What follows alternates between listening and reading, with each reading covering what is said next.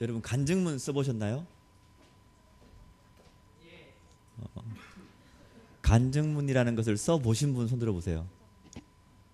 다 써봤네. 자, 간증문 쓸 때 어려워요, 쉬워요? 뭐가 제일 어려웠어요?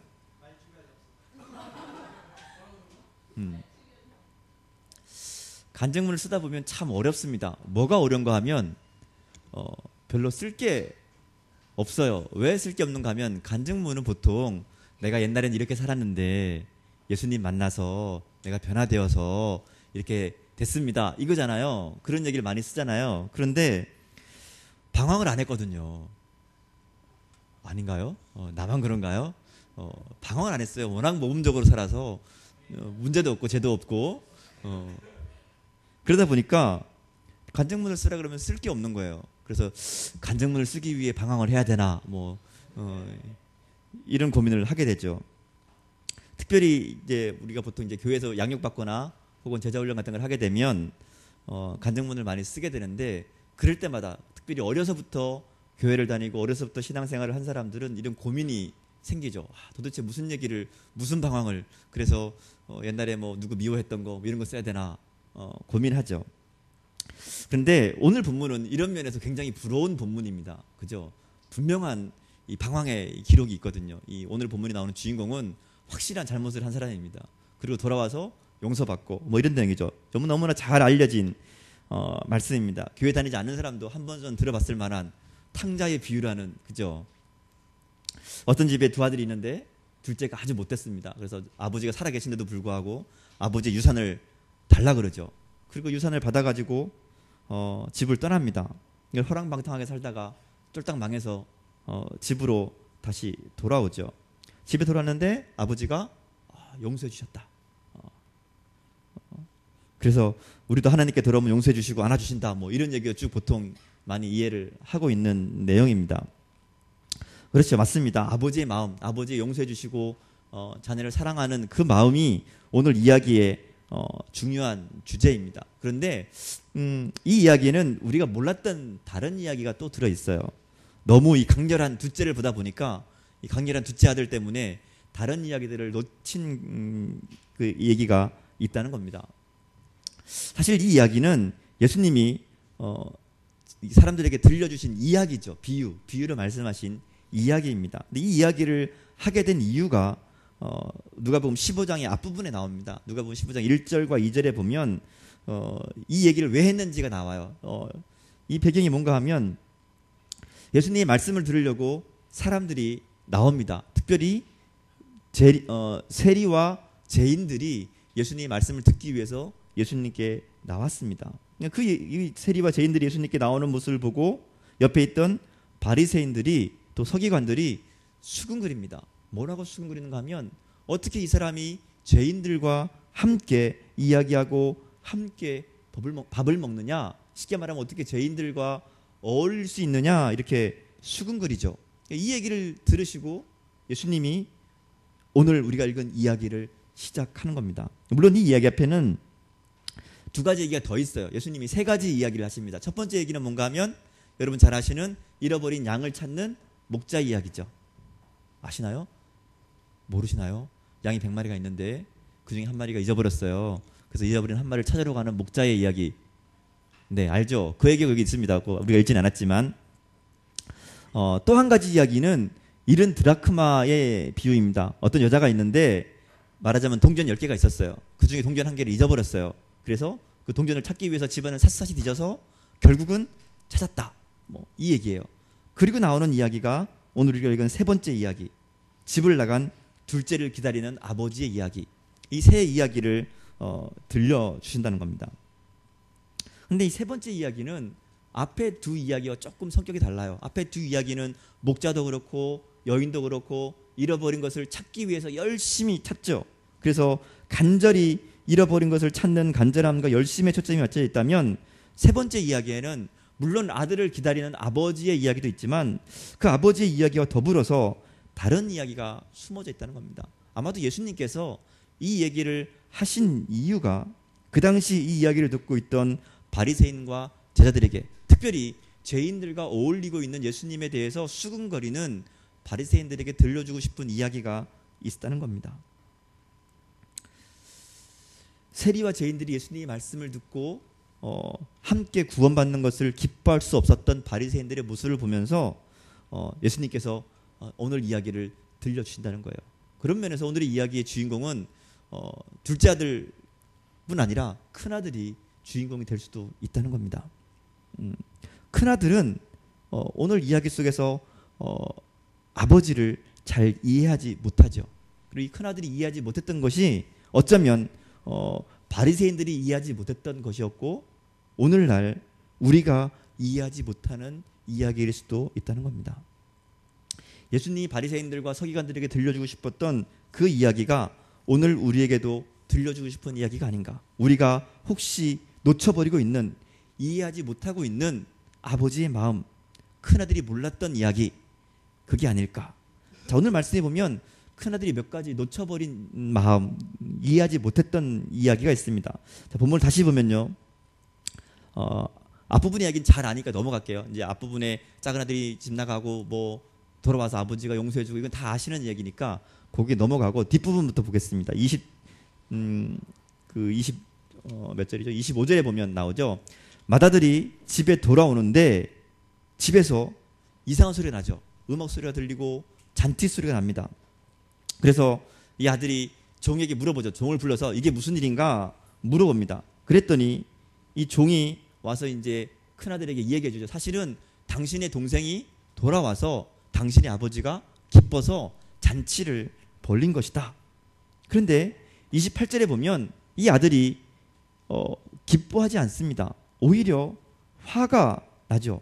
오히려 분노하고 집에 들어가는 것을 거절합니다. 아버지는 잔치를 벌렸어요. 그리고 성경에 보면 모두가 즐거워했다고 기록되어 있죠.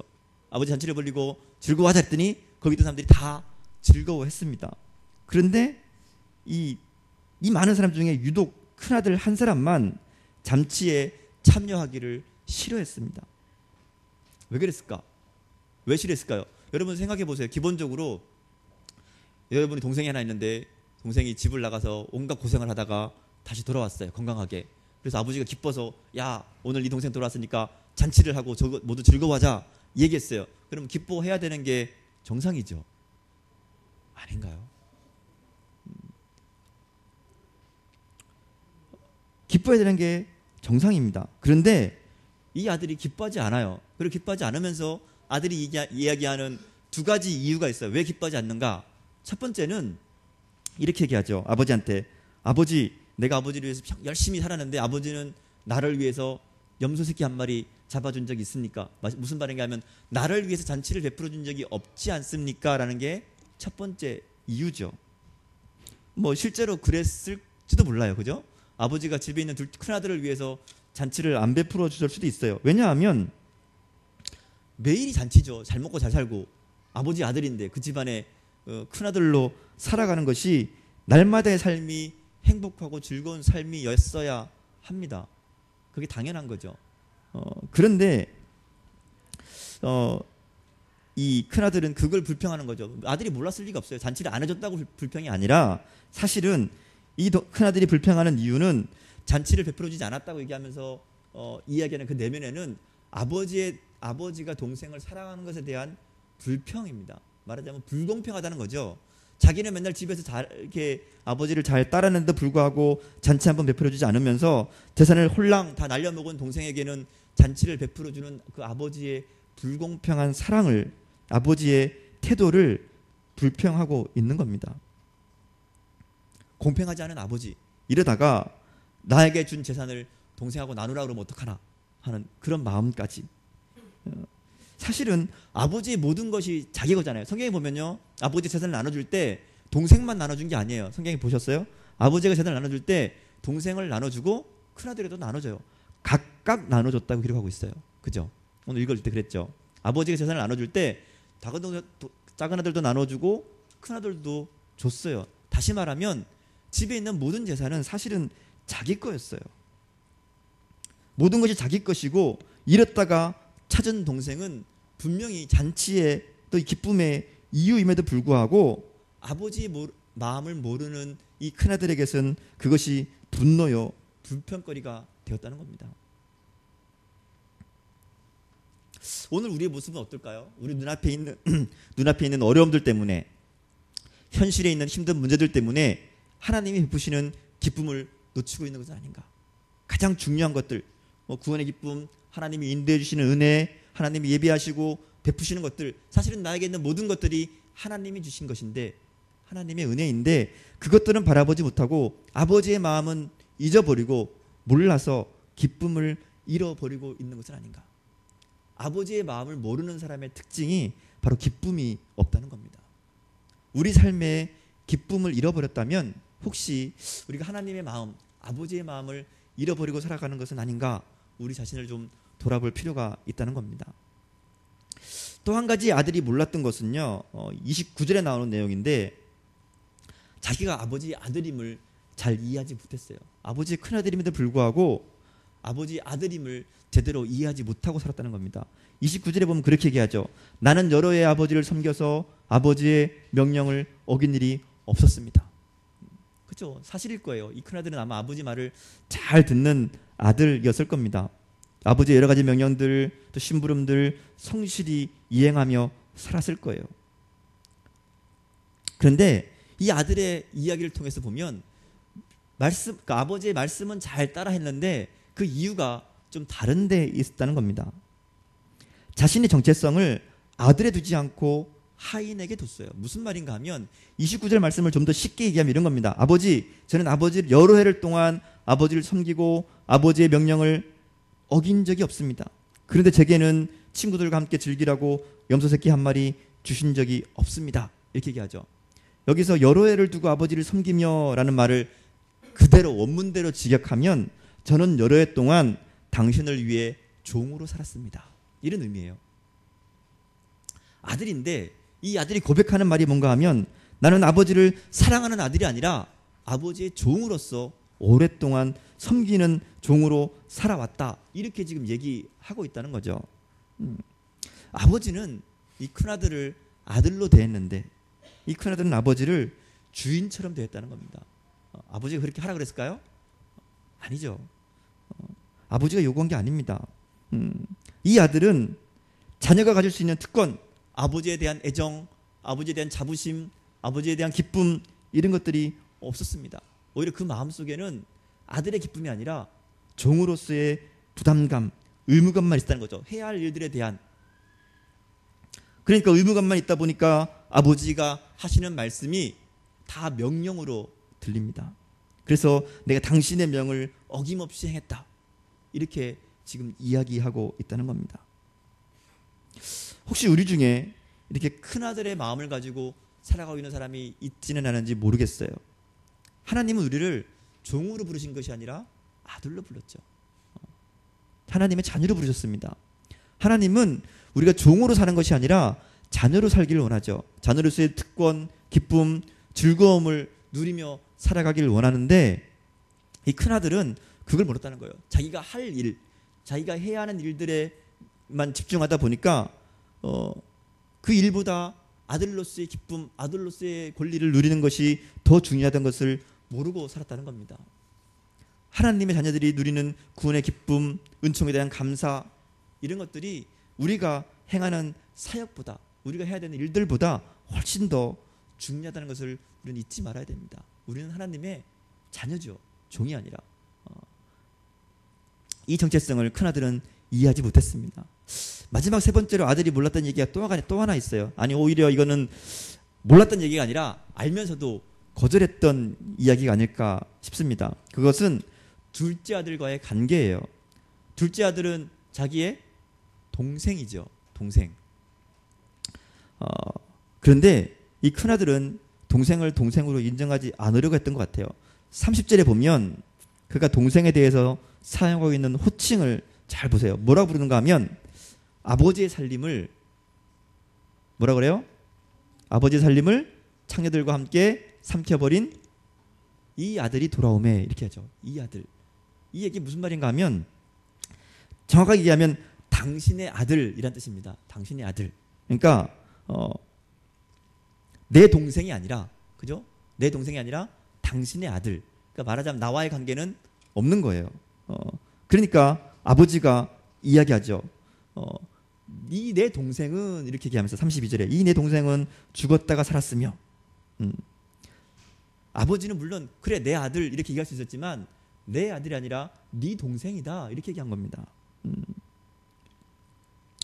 다시 말해서 이 큰아들은 동생을 동생으로 받아들인 것이 아니라 나와는 상관없는 사람으로 내 형제가 아닌 것으로 이야기를 하고 있고 아버지는 이 아들에게 그게 아니다.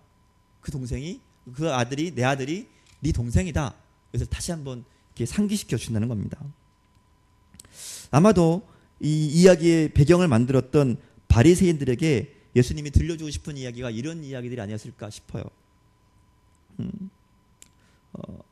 자신들과 달리하는 다른 색깔을 가지는 세리나 죄인들에 대해서 형제의식을 가지지 못하는 바리새인들을 바라보며 그들이 바로 너희가 찾아야 되고 사랑했던 형제라고 이야기해 주시는 것이 아닐까. 근데 마찬가지로 우리에게도 똑같은 이야기가 우리에게도 주시는 말씀이라는 거죠. 우리도 무관심의 눈으로 또 나와는 상관없다는 생각으로 우리의 이웃들을 바라보고 있는 것은 아닌가. 우리는 무관심 눈에서 사랑의 눈으로 또 이웃들을 내 형제로 바라볼 수 있어야 합니다. 우리 주변에 있는 이웃들 소중한 형제로 다시 발견해야 된다는 거죠. 하나님을 믿지 않는 친구들, 하나님을 알지 못하는 사람들, 그들도 역시 하나님이 애타게 기다리고 계시는 하나님의 자녀들이라는 것을 우리는 기억해야 되고요. 그들도 우리의 형제로 우리에게 사랑을 부탁하는 내 형제들로 볼 수 있어야 한다는 겁니다. 렘브란트의 그림 중에 탕자의 기항이라는 그림이 있어요. 그림 좀 띄워주시겠어요?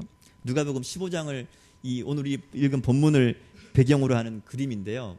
딱 보면 누가 누군지 알 수 있죠.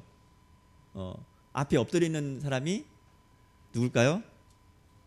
둘째 아들. 그리고 안고 있는 사람이 아버지. 그리고 옆에 서 있는 저기 제일 이쪽 끝에 서 있는 사람이 오른쪽 남자가 큰아들이죠. 이 그림을 보면 아버지와 큰아들이 분명한 차이가 있습니다. 아버지는 탕자를 향해서 몸을 굽히고 이렇게 앉아서 그 아들을 끌어안고 있죠. 아마도 아들을 기다리는 동안에 식사도 그러고 잠도 자지 않아서 초췌해진 그런 얼굴도 조그맣죠. 초췌해진 그런 얼굴입니다.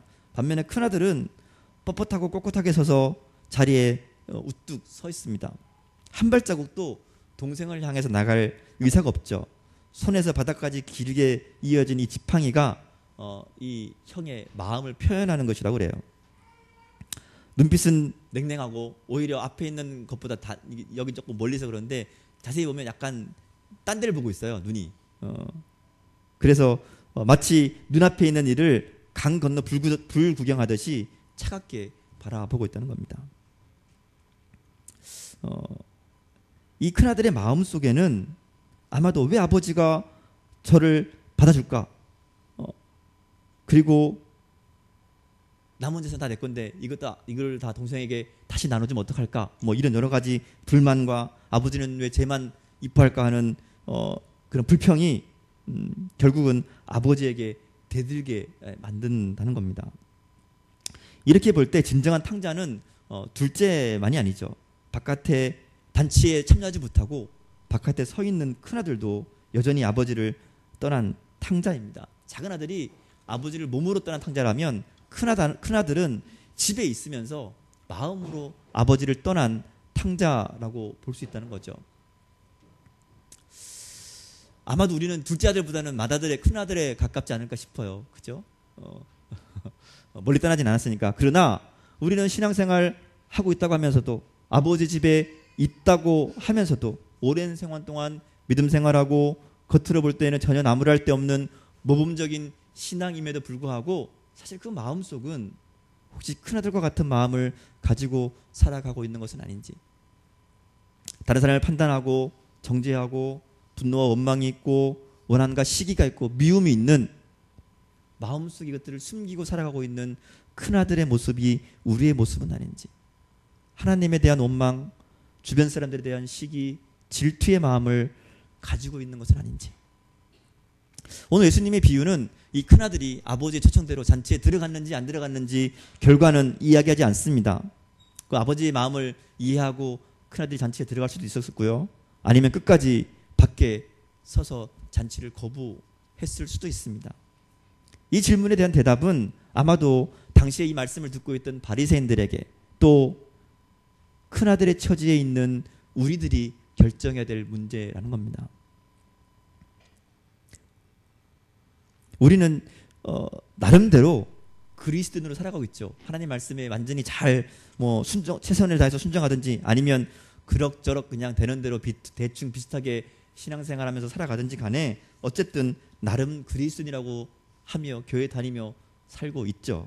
그런데 우리가 이런 우리의 삶에서 경계해야 될 삶은 바로 우리가 큰아들과 같은 신앙이 되지 않도록 조심하는 겁니다. 집 밖의 탕자가 아닌 집 안의 탕자가 되어서 아버지의 마음을 알지 못하고 아버지의 마음을 아프게 하고 집 나간 형제를 받아들이지 못하는 그런 못된 아들이 되지 말아야 된다는 겁니다. 오늘 말씀을 보면서 나는 과연 하나님의 아들로 살고 있는가? 하나님이 나를 얼마나 사랑하시는지 그 마음을 알고 있는가? 우리 자신을 좀 돌아봤으면 좋겠어요. 그리고 사랑받는 아들로서의 기쁨을 좀 회복할 수 있기를 바랍니다. 우리는 아버지의 종이 아니라 하나님의 종이 아니라 아들이란 것이죠. 하나님의 아들로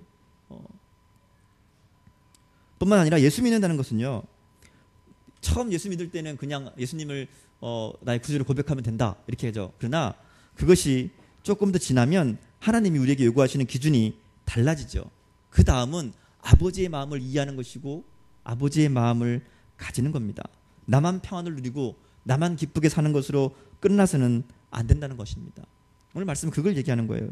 우리가 이제는 예수님을 믿지 못하는 알지 못하는 사람들을 바라보아야 됩니다. 왜냐하면 아버지의 마음이 거기에 있기 때문이죠.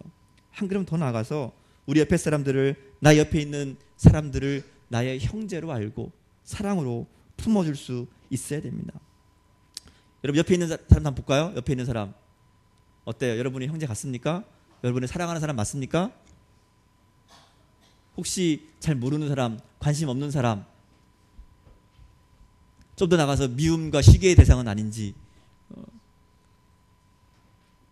오늘 우리에게 필요한 것은 그저 안아주고 덮어주고 용납하고 함께 손을 잡는 것, 바로 아버지의 마음을 가지는 겁니다.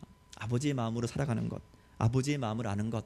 그래서 아들됨을 회복하고 잔치의 기쁨을 회복하고 이웃을 향한 사랑을 회복하는, 그래서 아버지의 그 마음을 우리가 알고 그 마음을 품고 아버지의 마음을 가지고 살아가는 우리 처녀들 될 수 있기를 간절히 축원합니다. 함께 기도할까요? 오늘 말씀을 생각하면서 기도하겠습니다. 나는 과연 아버지의 아들로 살고 있는가? 혹시 큰아들 것처럼 아버지의 마음을 이해하지 못해서 기쁨을 잃어버리고 형제도 잊어버리고 그렇게 살아가게 된 것은 아닌가? 우리 마음을 다시 한번 돌아보며 그 아버지의 마음, 아버지의 사랑을 다시 회복할 수 있는 그런 시간 되기를 원합니다. 저희 묵상하며 함께 기도하겠습니다.